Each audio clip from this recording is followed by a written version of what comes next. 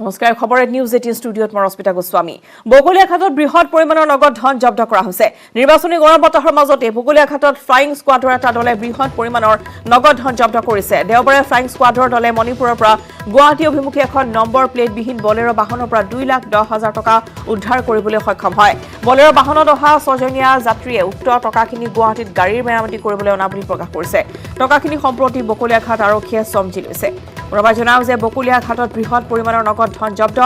নিৰ্বাচনী গৰম বতাহৰ মাজতে বগলীয়াঘাটত ফ্লাইং স্কোৱাডৰ এটা দলে বৃহৎ পৰিমাণৰ নগদ ধন জব্দ কৰিছে দেওবাৰে ফ্লাইং স্কোৱাডৰ দলে মণিপুৰৰ পৰা গুৱাহাটী অভিমুখী এখন নম্বৰ প্লেটবিহীন বলেৰো বাহনৰ পৰা 2,10,000 টকা উদ্ধাৰ কৰিবলৈ সক্ষম হয় বলেৰো বাহনত অহা ছজনীয়া যাত্ৰীয়ে উক্ত টকাখিনি গুৱাহাটীত গাড়ীৰ মেৰামতি কৰিবলৈ অনা বুলি প্ৰকাশ কৰিছে টকাখিনি সম্প্ৰতি বগলীয়াঘাট আৰক্ষীয়ে চমজি লৈছে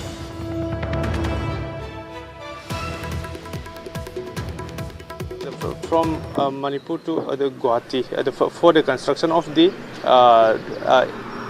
Tata vehicle for the uses of the Longfu Indian Gramin Bitruck Manipur,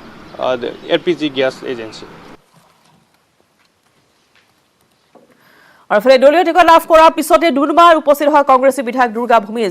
Durga ভূমিজক লংচৱালৰ পৰা ডুমডুমা দলঙলৈ শ বাইক ৰেলীৰে আদৰি অনাৰ লগতে দলঙৰ পৰা ডুমডুমা ৰাজীৱ ভৱনলৈকে সহস্ৰাধিক দলীয় কৰ্মীয়ে পদব্ৰজে আদৰি আনে নতুনকৈ বিজেপি দলত যোগদান কৰি ডুমডুমা সমষ্টিৰ দলীয় টিকট লাভ কৰা ৰূপেশ গোৱালাই কংগ্ৰেছ দলত থাকি বিজেপিৰ এজেণ্ট হিচাপে কাম কৰি আছিল বুলি মন্তব্য দুৰ্গা ভূমিজৰ বাইক ৰেলীৰে এনেদৰে দুৰ্গা ভূমিজক আদৰণি জনোৱা হৈছে কংগ্ৰেছী বিধায়ক দুৰ্গা ভূমিজ এনেদৰে উপস্থিত হয় আৰু বাইক ৰেলীৰে তেওঁক আদৰণি জনোৱা হৈছে আৰু দলীয় টিকট লাভ কৰাৰ পিছতেই এতিয়া দুৰ্গা ভূমিজৰ এই সমৰ্থকসকল লংচলৰ পৰা ডুমডুমা দলঙলৈ শ বাইক ৰেলীৰে তেওঁক এনেদৰে আদৰণি জনোৱা হয় নতুনকৈ বিজেপি দলত যোগদান কৰি ডুমডুমা সমষ্টিৰ দলীয় টিকট লাভ কৰা ৰূপেশ গোৱালাই কংগ্ৰেছ দলত থাকি বিজেপিৰ এজেণ্ট হিচাপে কাম কৰা আছিল বুলি মন্তব্য দুৰ্গা ভূমিজৰ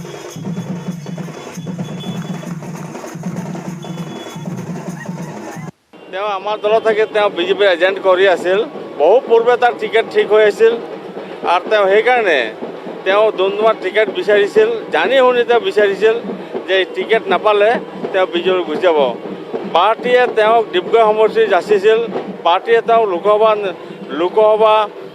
ডিব্ৰুগড় লোকসভা চিটটো দিছিল ইয়াৰ উপৰিও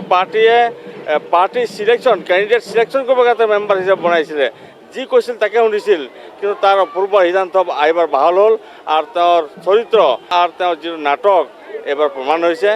এইবাৰ ৰাইজে চিনি পাইছে এইটো আচলতে তেওঁ এটা টিকেটৰ কাৰণে শ্ৰমিক গৰ্জন কৰিছিল আচলতে শ্ৰমিক গৰ্জন এটা সকলোকে বিপদে পৰিচালনা কৰি পেলাই তেওঁ শ্ৰমিক গৰ্জন কৰিছিল গতিকে ৰাইজে চিনি পাইছে এতিয়া আৰু বহু জল্পনা কল্পনাৰ অন্ত পেলাই অৱশেষত চিপাঝাৰ সমষ্টিৰ পৰা বিজেপিৰ প্ৰাৰ্থিত্ব প্ৰদান কৰিলে ডক্টৰ পৰমানন্দ ৰাজবংশীয়ে প্ৰাৰ্থিত্ব পোৱাৰ পিছতে সমষ্টিত উপস্থিত হয় পৰমানন্দ ৰাজবংশী চিপাঝাৰৰ বিভিন্ন অনুষ্ঠান প্ৰতিষ্ঠানে উষ্ম আদৰণি জনায় ৰাজবংশীক 15 বছৰে সমষ্টিটোৰ বিধায়ক হৈ থকা বিনন্দ কুমাৰ শইকীয়াক লৈ ৰাজবংশীৰ মন্তব্য বিনন্দ কুমাৰ শইকীয়াৰ সহায় সহযোগিতা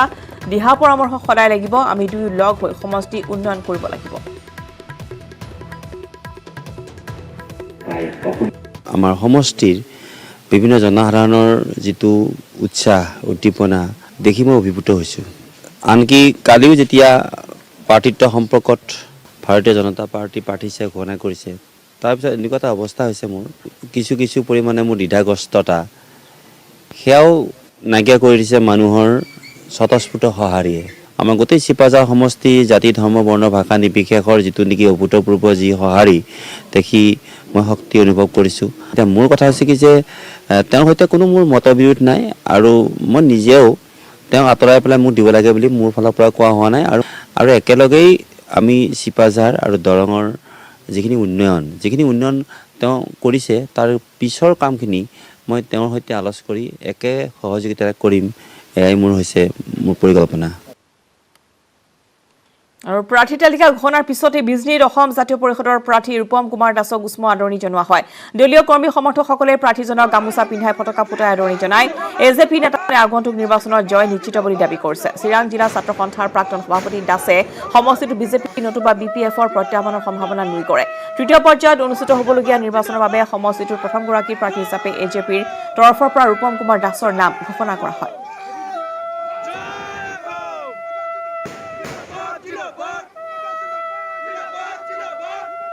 অসম জাতীয় পৰিষদৰ সভাপতি সাধাৰণ সম্পাদককে আদি কৰি সমূহ কৰ্মকৰ্তাসকলক মই ধন্যবাদ জ্ঞাপন কৰিছোঁ আৰু চিৰাং জিলা অসম জাতীয় পৰিষদৰ যি সমিতি আছে তাৰ লগতে সমূহ কৰ্মকৰ্তাসকলক সমষ্টি কমিটিৰ সমূহ বিষয়ববীয়াসকলক মই ধন্যবাদ জ্ঞাপন কৰিছোঁ। ছাত্ৰ সন্থাৰ দৰে এটা পবিত্ৰ অনুষ্ঠানত যোৱা 17 বছৰত ৰাইজৰ প্ৰতিটো দুৰ্যোগপূৰ্ণ মুহূৰ্তত যিমান দূৰ পাৰোঁ মই মাত মাতিবলৈ সক্ষম হৈছোঁ আৰু ৰাইজে হয়তো সেইটো চাইছে আৰু দলেও হয়তো সেইবিলাক চালি জাৰি চাই মোক টিকট দিম বুলি এটা সিদ্ধান্ত কৰিছে, তাৰ কাৰণে মই ধন্যবাদ জ্ঞাপন কৰিছোঁ। নিশ্চয়কৈ 100% মই জয়ী হ'ম বুলি এইটো নিশ্চিত। আৰু অনিৰ্বাণ গাংগুলী আৰু শিৱানন্দ দ্বিবেদীৰ দ্বাৰা ৰচিত আৰু ডক্টৰ হিমন্ত বিশ্ব শৰ্মাৰ দ্বাৰা অসমীয়ালৈ অনুবাদিত অসম অমিত শ্বাহ আৰু অগ্ৰগামী বিজেপি গ্ৰন্থখনৰ আজি উন্মোচন কৰা হ'ব হোটেল তাজ ভিভান্তাত। এই অনুষ্ঠানত উপস্থিত থাকিব মুখ্যমন্ত্ৰী সৰ্বানন্দ সোণোৱাল, বিত্তমন্ত্ৰী ডক্টৰ হিমন্ত বিশ্ব শৰ্মা, ৰাজ্যিক বিজেপিৰ সভাপতি ৰঞ্জিত দাস, বিজেপিৰ ৰাষ্ট্ৰীয় উপ সভাপতি বৈজয়ন্ত জয় পাণ্ডা, বিজেপিৰ ৰাষ্ট্ৰীয় সাধাৰণ সম্পাদক দিলীপ শইকীয়া আৰু গ্ৰন্থখনৰ লেখক ডক্টৰ অনিৰ্বাণ গাংগুলী।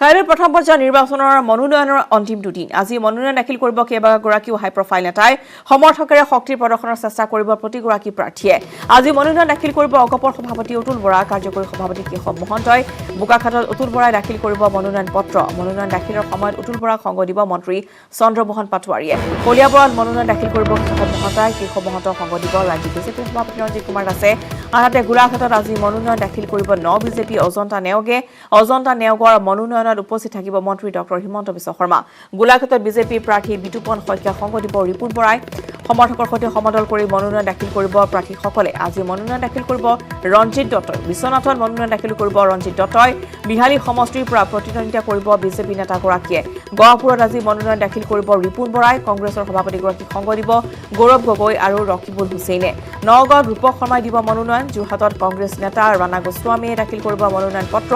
বিজেপিৰ হৃদেন্দ্ৰনাথ গোস্বামীয়ে দাখিল কৰিব আজি মনোনয়ন। সমান্তৰালভাৱে তিয়কৰ কংগ্ৰেছ প্ৰাৰ্থী পল্লৱী গগৈয়েও আজি দাখিল কৰিব মনোনয়ন।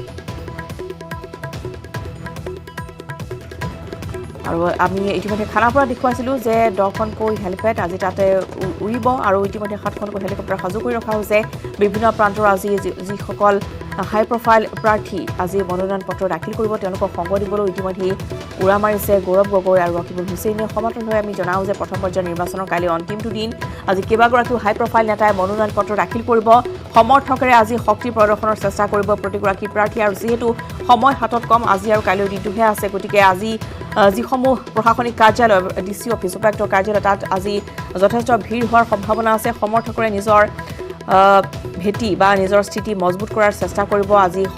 প্ৰাৰ্থীসকলে, গতিকে তাৰ বাবে আজি সাজু হৈ পৰিছে। মনোনয়ন দাখিল কৰিব আজি অগপৰ সভাপতি অতুল বৰা, কাৰ্যকৰী সভাপতি কেশৱ মহন্ত। বোকাখাতত অতুল বৰাই দাখিল কৰিব মনোনয়ন পত্ৰ। মনোনয়ন দাখিলৰ সময়ত অতুল বৰাক সংগ দিব মন্ত্ৰী চন্দ্ৰমোহন পাটোৱাৰীয়ে। কলিয়াবৰত মনোনয়ন দাখিল কৰিব কেশৱ মহন্তই। গোলাঘাটত মনোনয়ন দাখিল কৰিব বিজেপি অজন্তা নেওগে। গোলাঘাটত অজন্তা নেওগৰ মনোনয়নৰ সময়ত উপস্থিত থাকিব মন্ত্ৰী হিমন্ত বিশ্ব শৰ্মা। 12:30 তেওঁ উৰা মাৰিব গুৱাহাটীৰ পৰা। আনহাতে গোলাঘাটত কংগ্ৰেছ প্ৰাৰ্থী বিতুপন শইকীয়াক সংগ দিব ৰিপুণ বৰাই। সমৰ্থকেৰে সমদল কৰি আজি মনোনয়ন পত্ৰ এনেদৰে দাখিল কৰিব। বিভিন্ন প্ৰান্তত ৰেলীৰো আয়োজন কৰা হৈছে বুলি জানিব পৰা গৈছে। সমৰ্থকৰে আজি মনোনয়ন পত্ৰ দাখিল কৰিবলৈ যাব বহুকেইগৰাকী হাই প্ৰফাইল নেতা।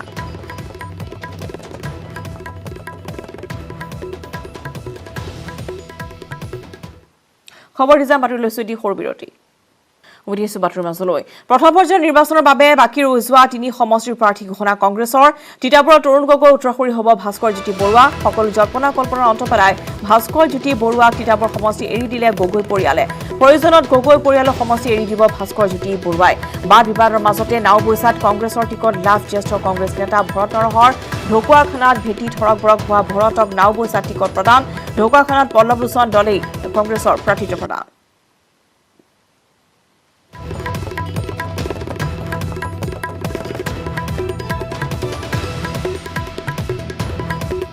প্ৰথম পৰ্যায়ৰ নিৰ্বাচনৰ বাবে ৰৈ যোৱা 3 সমষ্টিৰ প্ৰাৰ্থী ইতিমধ্যে ঘোষণা কৰিছে কংগ্ৰেছে। নাওবৈচাত ভৰত নৰা তিতাবৰ তৰুণ গগৈ উত্তৰপুৰী হ'ব ভাস্কৰ জ্যোতি বৰুৱা আৰু সকলো জল্পনা কল্পনাৰ অন্ত পেলাই ভাস্কৰ জ্যোতি বৰুৱা তিতাবৰ সমষ্টি এৰি দিছে গগৈ পৰিয়ালে আৰু ইতিমধ্যে বাদ বিবাদৰ মাজতে নাওবৈচাত কংগ্ৰেছৰ জ্যেষ্ঠ কংগ্ৰেছ নেতা ভৰত নৰহে লাভ কৰিছে নাওবৈচাত কংগ্ৰেছৰ মাহেকীয়া লজ্জা নহয় মাহেকীয়া আমাৰ গৰ্ব এইটো এটা অতি গুৰুত্বপূৰ্ণ ৰাষ্ট্ৰীয় বিষয় সজাগতাৰ অভাৱৰ বলি লক্ষ লক্ষ কন্যা সন্তান মাহেকীয়াৰ বিষয়টো পাঠ্যক্ৰমভুক্ত হোৱা উচিত আহ্বান জনালে গাইনকলজিষ্ট consultant director doctor Jyotimala Bordoloi ভট্টাচাৰ্যই আহক আমি সকলোৱে অংশ লওঁ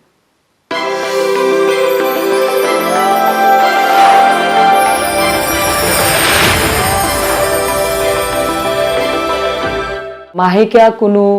লাজ লগা বা ভয় খোৱা বস্তু নহয় তোমালোকে নিজৰ মাক বাইদেউ তোমালোকৰ শিক্ষয়িত্ৰীক যিকোনো মনৰ ভয় মনৰ ভাৱ খুলি ক'বলৈ চেষ্টা কৰিবা এইটো এটা সম্পূৰ্ণ নৰ্মেল প্ৰচেছ এগৰাকী ছোৱালীৰ লাইফত এগৰাকী মহিলাৰ লাইফত নাৰীত্বৰ এটা প্ৰধান অংগ সৰু সৰু ছোৱালীবিলাকৰ ব্লিডিংটো অলপমান বেছিকৈ হৈ আছে ছোৱালীজনীয়ে স্কুল যাব নোখোজে বা খেলা ধূলা কৰিব নোখোজে বা ঘৰতে থাকিব খোজে চ' এইটো এটা আপোনাৰ এনেমিয়াৰো এটা লক্ষণ হ'ব পাৰে ভাগৰ লাগি থাকে চ' সেইটো আমি মাক হিচাপে গুৰুত্ব দিব লাগিব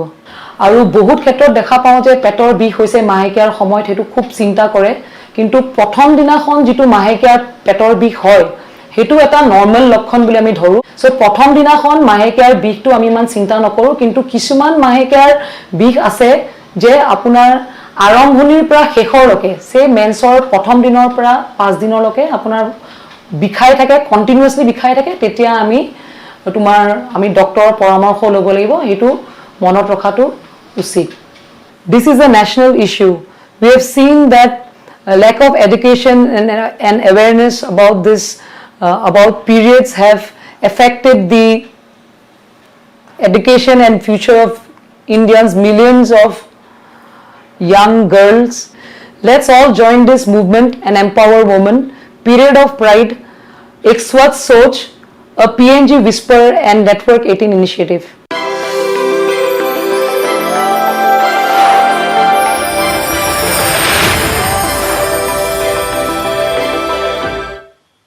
আৰু কাইলৈৰ প্ৰথম পৰ্যায়ৰ নিৰ্বাচনৰ মনোনয়নৰ অন্তিমটো দিন আজি মনোনয়ন দাখিল কৰিব কেইবাগৰাকীও হাই প্ৰফাইল নেতাই সমৰ্থকৰে শক্তি প্ৰদৰ্শনৰ চেষ্টা কৰিব প্ৰতিগৰাকী প্ৰাৰ্থীয়ে আজি মনোনয়ন দাখিল কৰিব অগপৰ সভাপতি অতুল বৰা কাৰ্যকৰী সভাপতি কেশৱ মহন্তই বোগাখাটত অতুল বৰাই দাখিল কৰিব মনোনয়ন পত্ৰ মনোনয়ন দাখিলৰ সময়ত অতুল বৰা সংগ দিব মন্ত্ৰী চন্দ্ৰমোহন পাটোৱাৰীয়ে কলিয়া বৰাল মনোনয়ন দাখিল কৰিব কেশৱ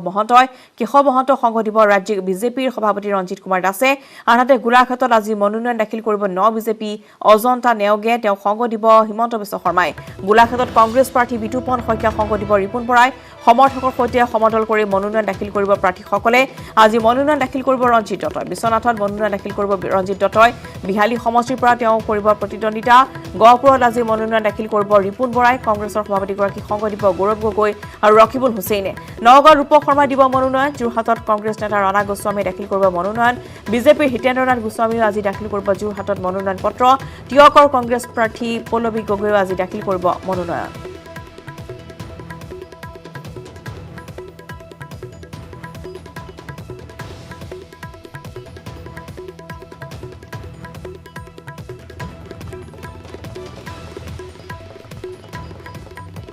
বহুকেইগৰাকী হাই প্ৰফাইল নেতাই আজি মনোনয়ন পত্ৰ দাখিল কৰিব আৰু গতিকে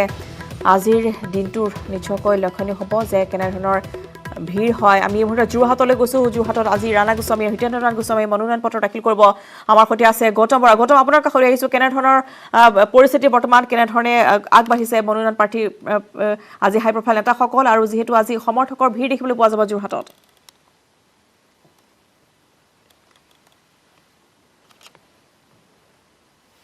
কাৰ্যালয়ৰ সন্মুখত এনেধৰণে